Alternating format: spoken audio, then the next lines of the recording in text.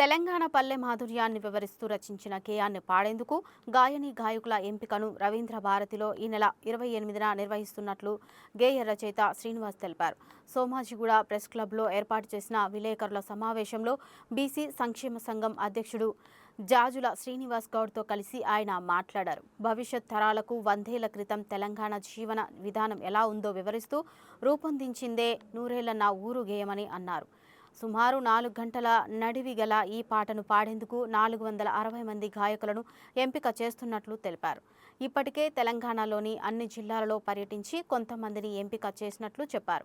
పూర్తిస్థాయి గాయని గాయకులతో పాటు కళాకారులను ఎంపిక చేయడం లక్ష్యంగా రవీంద్ర భారతిలో ఈ కార్యక్రమాన్ని నిర్వహిస్తున్నట్లు చెప్పారు. యావత్తు తెలంగాణ చరిత్రను వివరిస్తూ రచించిన శ్రీనివాసును గుర్తించి ప్రభుత్వం ప్రోత్సహించాలని జాజుల శ్రీనివాస్ గౌడ్ ప్రభుత్వానికి విజ్ఞప్తి చేశారు. గేయ కావ్యం ప్రెస్ మీట్కి ఇచ్చేసినటువంటి శ్రీనన్న, గణేష్ అన్న, మల్లిక్, తమ్ముడు, పూనన్న అందరికీ కూడా ఉద్యమాలు తెలియజేస్తూ, తెలంగాణ ఉద్యమంలో అందరికంటే ఎక్కువ పాటలు రాసి వాస్తవానికి చాలా దగ్గరగా మట్టి పరమలం పోరాటం, ఉద్యమం, సంస్కృతి, సాంప్రదాయం ఎలా ఉందో ఎందులో చూడొచ్చు అంటే వరంగల్ సీనన్న పాటలు మాత్రమే చూడొచ్చు. అంతా అంటే వాస్తవానికి దగ్గరగా ఉండేటువంటి పాట రాశాడు మన సీనన్న, వరంగల్ సీనన్న. ఈ ప్రపంచ చరిత్రలో ఎక్కడ చూసినా కానీ ఒకే ఒక పాట, ఒకే ఒక కావ్యం 243 చరణాలు రాసినటువంటి ఘనత ఎవరికి దక్కుతుందా అంటే ఓన్లీ వరంగల్ సీనన్నకే దక్కుతుంది. ఎవరు కూడా ప్రపంచ చరిత్ర రాయలేదు. కాబట్టి ఒక బీసీ గాయకునిగా, నాయకునిగా మా నాయకుడు అయినటువంటి జాజుల సీనన్నకు ఒక విషయాన్ని చెప్పదలుచుకున్నాను. ఇది మనం తలుచుకుంటే ప్రపంచ వరల్డ్ రికార్డులో కూడా ఎక్కించే అవకాశం ఉంది. ఆ దిశగా మనం ప్రయాణం చేయాలని చెప్పి కోరుకుంటా ఉన్నాం. ఎందుకంటే ప్రపంచ చరిత్రలో చాలా మందిని చూసాం, కానీ ఎవరు కూడా ఇప్పటి వరకు 243 చరణాలు రాయలేదు.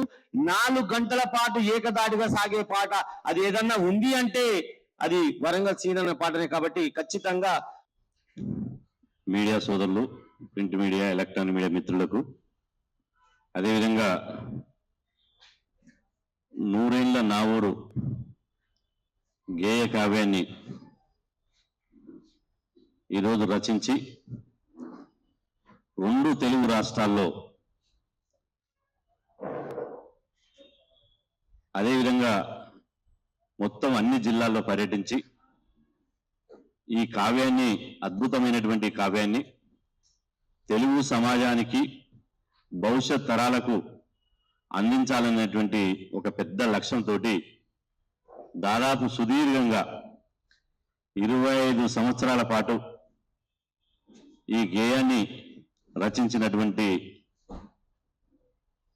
తెలంగాణ రాష్ట్రంలో ఒక అద్భుతమైనటువంటి ఒక పేరు ప్రఖ్యాతలు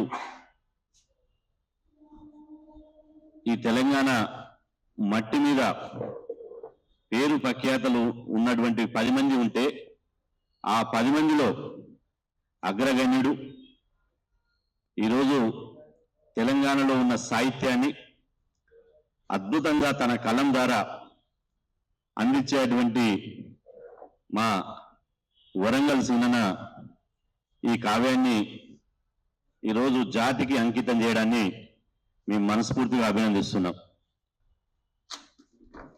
పాటలు రాయడం అంటే, గేయాలు రాయడం అంటే తెచ్చే బాధ్యత నా మీద ఎంత ఉందో మీడియా వాళ్ళ మీద కూడా అంతే ఉందని చెప్పి మీకు అన్ని పత్రికల వాళ్లకు, మీడియా వాళ్లకు తల ఉంచి నమస్కరిస్తూ మిమ్మల్ని, ఓయమ్మ నా పల్లె సీమ ఈనాడు ఎందుకింత చిన్నబాయే, వెనకటి కలదప్పినాదో నా పల్లె ఎడుగాని తీరైనాదో, ఓయమ్మ నా పల్లె సీమ ఈనాడు ఎందుకింత చిన్నబాయే, వెనకటి కలదప్పినాదో నా పల్లె ఎడుగాని తీరైనాదో, పచ్చ పచ్చని పంట సేన్లన తానడువ బొట్టు పెట్టినట్టు నా పల్లె ఉండేది, పొందించుకున్నట్టు బొడ్రాయితో పాటు పోషమ్మ గుడి పల్లెకందంగా ఉండేది,